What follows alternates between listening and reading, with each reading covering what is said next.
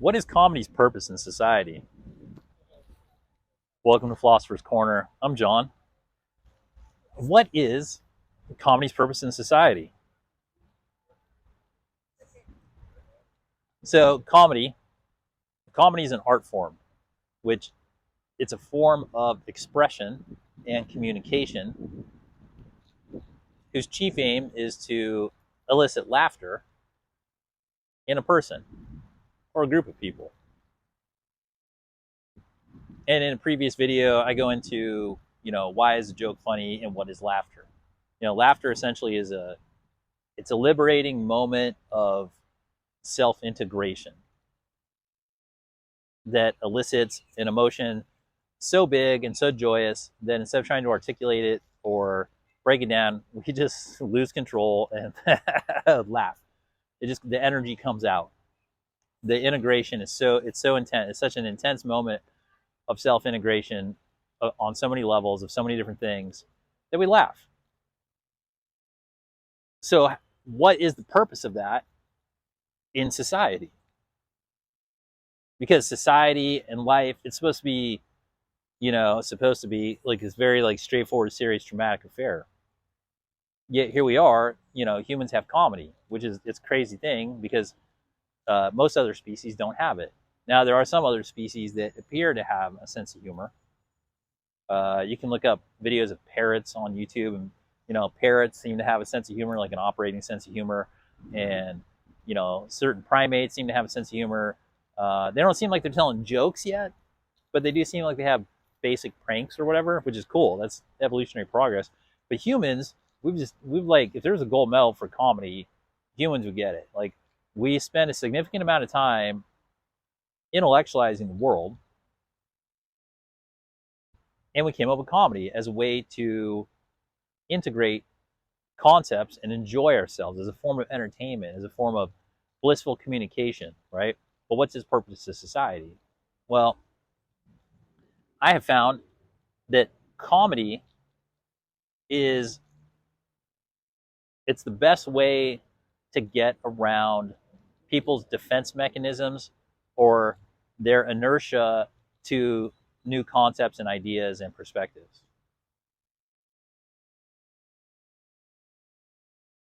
So something that you couldn't say straightforward to somebody, you see that they have something that's in their unconscious or something that's buried behind a defense mechanism or something that they've been ideological about, and they have no interest in changing their mind because, by Jove, they know this to be true, and this is the only thing that's true, and, they'll die before they change their mind about this thing, right?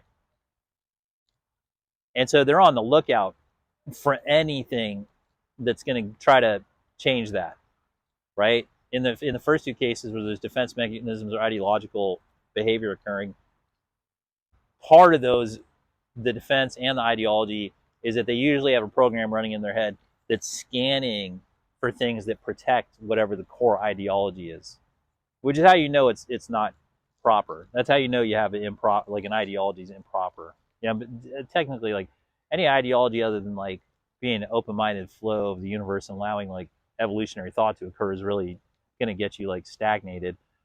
But people get into hyper-specific ones, and so when they get into hyper-specific ideologies or hyper-specific defense mechanisms, they have a program running in their mind that scans for things that would disrupt that core ideology, okay? As opposed to if somebody has it in the unconscious, and the unconscious, since it's unconscious, their conscious activity is not necessarily scanning it to the level of hyperspecificity, but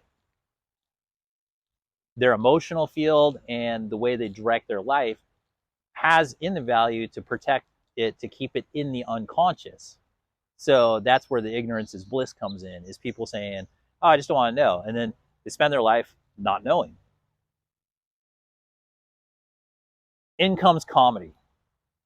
Out of all the things, there might be a couple other things, but like out of all the things, comedy is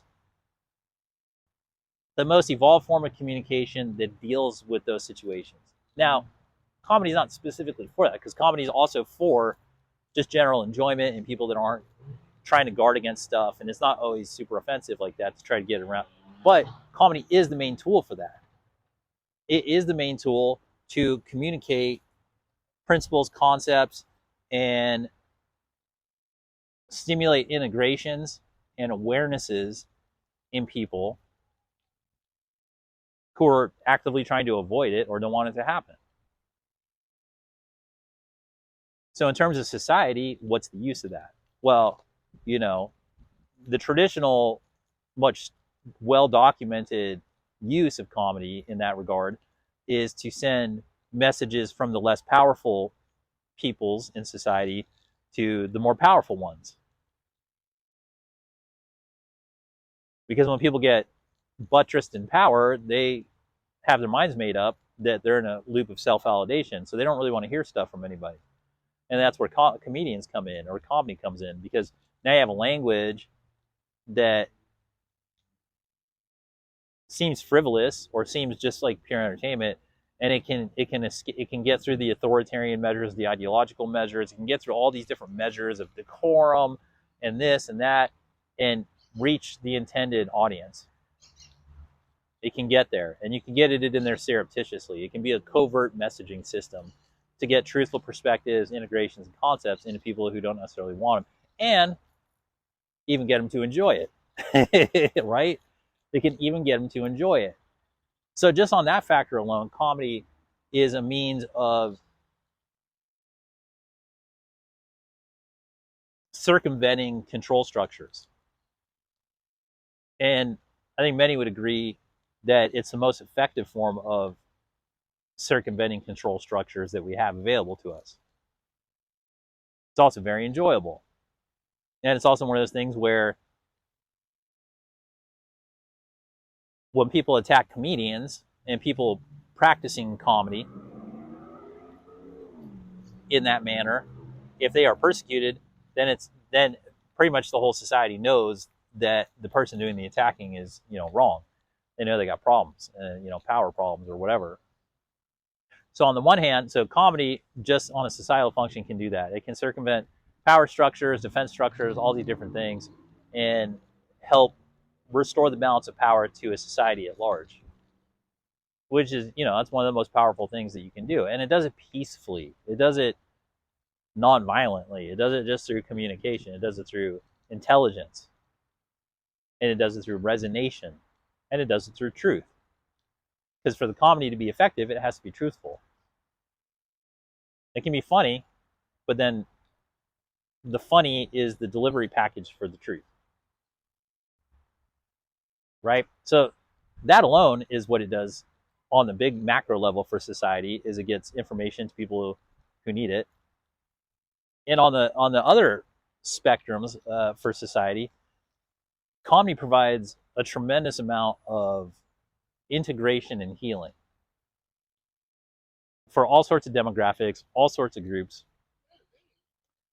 And it really gets to areas where traditional education or life experience or all sorts of things doesn't necessarily get into, because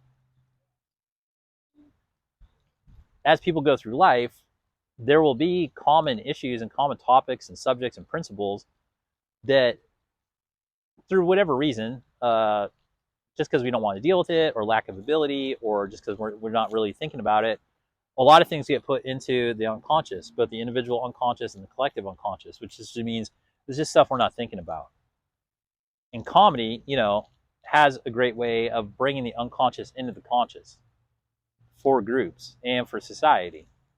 It doesn't really matter. It's like the joke or the comedy, it can shift the focus of the consciousness working through individuals and groups to bring into the light subjects and issues and principles that seem to be necessary for the moment. And you'll know they're necessary because when people laugh, that's the validation of, yes, that's the flow, that's the timeline. These are the things that we're looking to know about. These are the things that, for whatever reason, we didn't have the ability to articulate it, or the bravery to say it in public, or we just were unaware of it, or whatever. Comedy's that moment where people go, oh, yeah, I thought about that. Yeah, I think that's true. Somebody saying it, oh, this is great. What a relief. Comedy, laughing is also the sound of relief. Ha ha, all right, cool. Other people think that way. Yeah, that's true. I thought about that and I knew it's true, but now you're saying it, and we all sort of validate in the emotional, give the emotional validation that it deserves. Now we're here. Now that's sort of like set in. Now we've learned something. We've grown. Our neural networks have grown. Our synapses have fired. New connections have been made in our brains. I feel more comfortable with this like new emotional sense that I have about this particular topic, whatever it is. Right? So there's that. So comedy heals people. It can heal people in masses. It can heal people in groups, and it does it in the moment. And it does it in an organic way because it's straightforward communication. There's not much pretense on the practice of comedy. The practice of comedy doesn't have religious overtones or spiritual overtones or even ritualistic overtones, right? Because you can just tell a joke to somebody at the office, or you can tell a joke to somebody in a club, whatever. Comedy can happen anywhere. It's spontaneous. And although I'm focusing on the verbal, intellectual version of it, where it's transferring ideas and spheres and perspectives and issues to people in their brain, comedy is everything. It's physicality.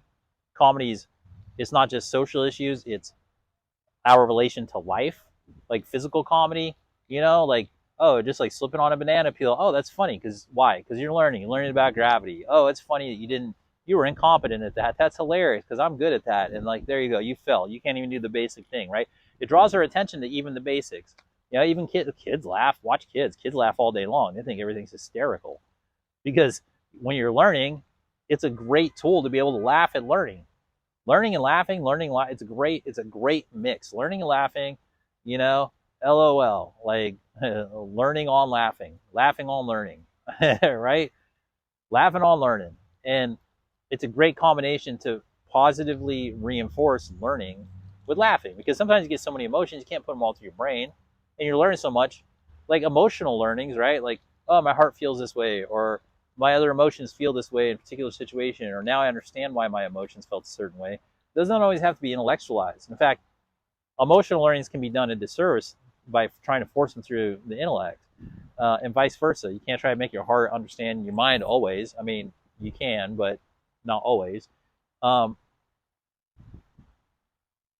so it's good to have different kinds of comedy. There can be, that's why physical comedy or slapstick comedy, uh, they have a place separated from like stand-up comedy or intellectual comedy, because comedy it's a perspective on life, right? It's a perspective on life that is liberating, because it's an area of life that you can consciously live in joy, you can consciously live in positivity, you can consciously live in integration and growth in a way that allows for a positive interaction with learning and failure and acceptance and integration. And basically, it's a way that you can live life that elevates you above the common instinctual animal status of just being in the routine and being a slave to your instincts and being a slave to this and that or whatever. And even just like, oh, well, I'll accept information in a very like serious way all the time. Comedy is a way that we've unlocked as humans. I think it's one of the greatest gifts in the human experience. It's a lifestyle that we can live where we can integrate life and learn about life and grow in a non-shameful, joyous way. So we can still make our mistakes and still have our foibles and still do all this stuff, but we can have a sense of humor about it. And you don't use it as an after the fact rationalization to excuse your lack of learning or your idiocy, although you can. But it's sort of the lubrication of life that gives you a way, a vibe to be able to interact and learn with people, with life, with animals, with anything. It gives you a buffer. It gives you like an energy buffer, and like it gives you permission to enjoy your life. It gives you permission to integrate your life experience in a way that you find pleasing, and you can have a laugh about it, so that you don't go insane, so that you don't relegate everything to having to be intellectually quantized. Every little tedious part of your life has to go through your brain. It has to have a reason. It has to have this. It has to have that. They might all have a reason. They probably do. Cause and effect, right? But in comedy, you can just have a zip file of a whole bunch of stuff you learn at once, laugh it off, and then it's a part of you. And then the parts that you need will come up later. You go, oh, I remember that. That's why I laughed at that. Oh, that's funny. This and that, right? Things, and they open us up. They open up. They allow us to evolve, to grow our social behavior, to be less shameful, to like quit, to demystify life, and to make it less of a serious, rigorous protocol that we engage in, and more of a joyous, enjoyable experience that we're going through and integrating as we go through, and we can share with others. And it also circumvents systems of control and people not being fun.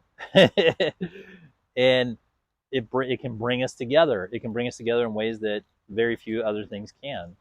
So in that way, comedy, very valuable to society. And I go so far as to say I'd be suspicious and skeptical of societies that don't allow for comedy, because it's one of the greatest gifts that we have in the human experience. So what is comedy, and why is it important to society? For all those reasons, and I'm sure a ton more. You guys are welcome to comment it or make your own videos about it. But yeah, I think that's pretty good starter on comedy. So thanks for stopping by Philosopher's Corner. I hope you enjoyed it. I hope you have a good day.